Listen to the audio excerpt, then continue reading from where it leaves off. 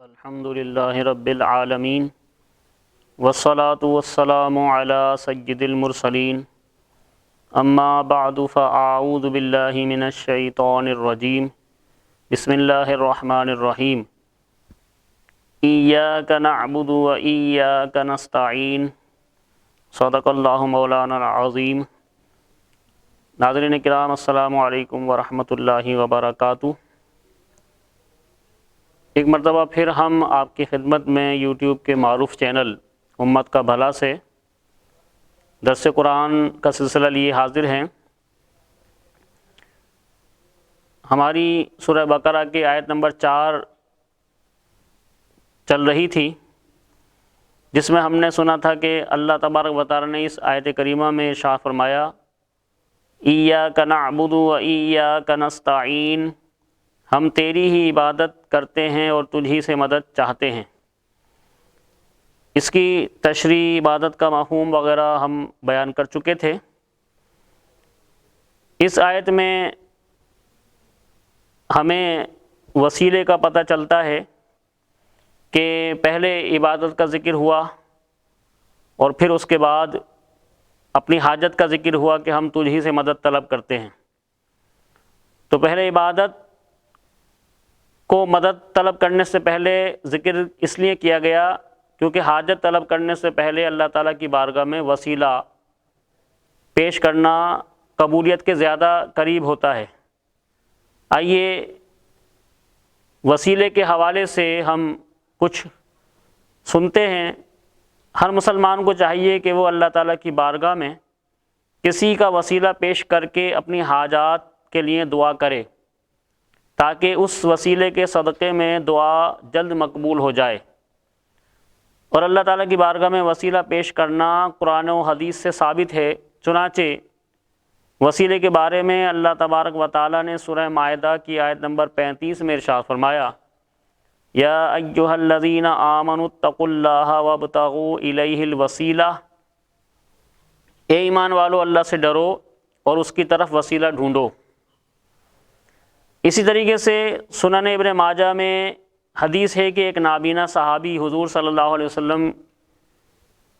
کی بارگاہ میں حاضر ہو کر دعا کے طالب ہوئے تو آپ صلی اللہ علیہ وسلم نے انہیں اس طرح دعا مانگنے کا حکم دیا اللہم انی اسألک و اتوجہ الیک بمحمد نبی الرحمہ یا محمد انی قد توجہت بک الی ربی فی حاجتی ہذہ لتقضی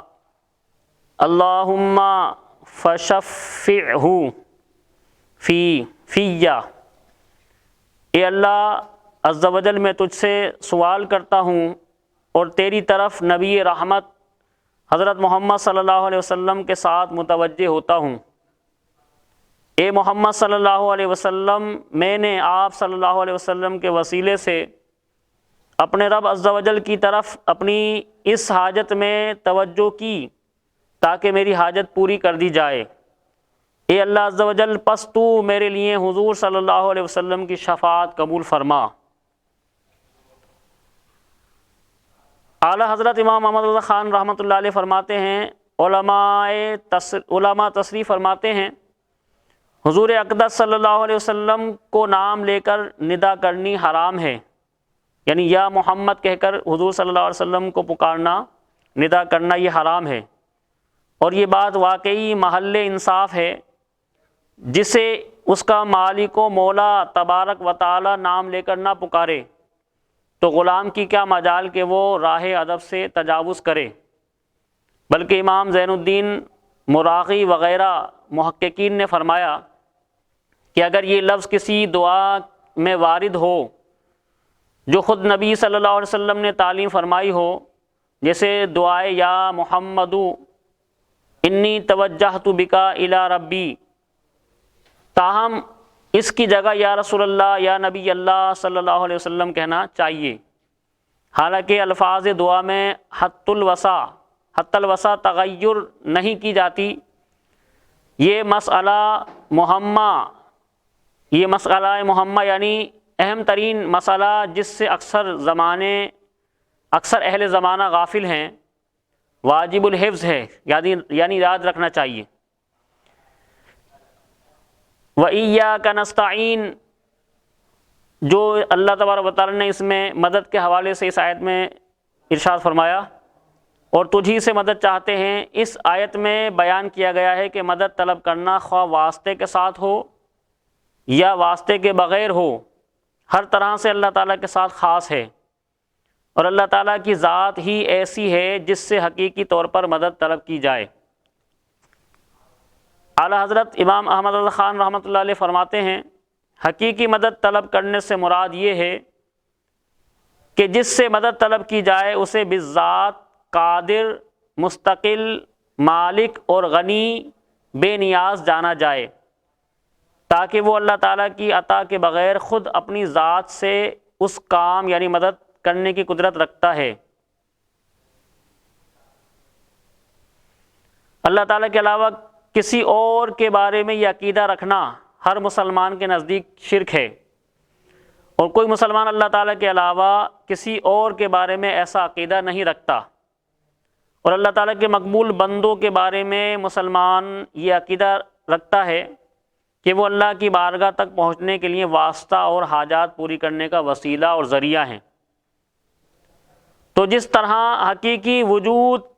کہ کسی کے پیدا کیے بغیر خود اپنی ذات سے موجود ہونا اللہ تعالیٰ کے ساتھ خاص ہے، یعنی اللہ تعالیٰ واجب الوجود ہے کہ اپنے وجود میں کسی کا محتاج نہیں ہے، اس کے باوجود کسی کو موجود کہنا اس وقت تک شرک نہیں جب تک وہی حقیقی موجود مراد نہ لیا جائے، یعنی وہی معنی جو اللہ کے لیے ہم واجب الوجود کے یا موجود کے لیتے ہیں، وہی معنی اگر کسی اللہ تبارک و تعالیٰ کے علاوہ مخلوق کے لیے ہم لیں گے تو پھر اگر اس نیت سے لیں گے کہ اپنے وجود میں کسی کا محتاج نہیں ہے تو یہ شرک ہے، اور اگر اپنے وجود میں اللہ تبارک و تعالیٰ کا محتاج جان کر کسی کو ہم موجود کہتے ہیں تو یہ شرک نہیں ہے۔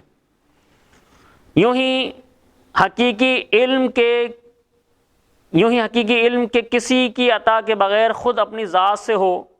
اور حقیقی تعلیم کے کسی چیز کی محتاج کے بغیر از خود کسی کو سکھانا اللہ تعالیٰ کے ساتھ خاص ہے، اس کے باوجود دوسرے کو عالم کہنا یا اس سے علم طلب کرنا اس وقت تک شرک نہیں ہو سکتا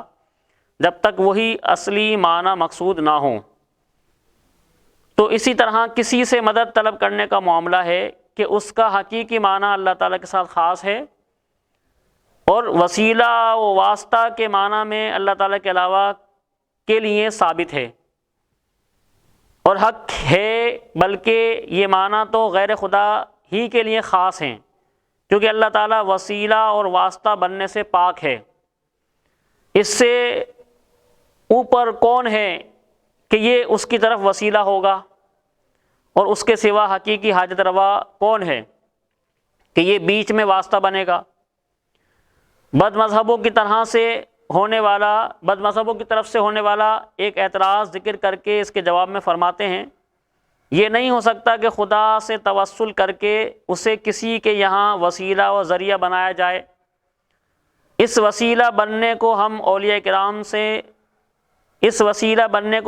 کرام سے مانگتے ہیں کہ وہ دربار الہی میں ہمارا وسیلہ، ذریعہ اور قضاء حاجات کا واسطہ ہیں۔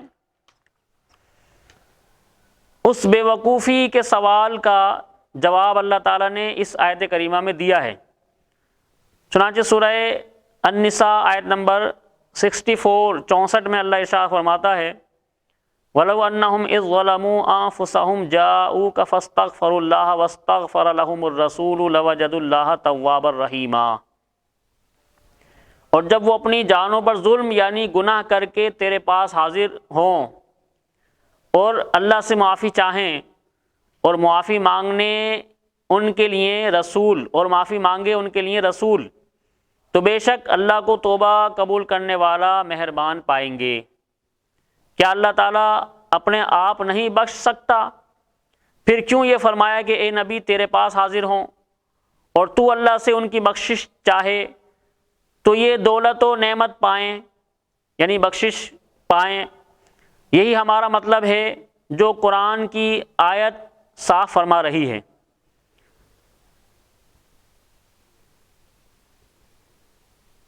اللہ تعالیٰ سے دعا ہے کہ وہ ہمیں قرآنی تعلیمات کو صحیح طور پر سیکھنے سمجھنے کی اور عمل کی توفیق عطا فرمائے۔ وما علینا الا البلاغ۔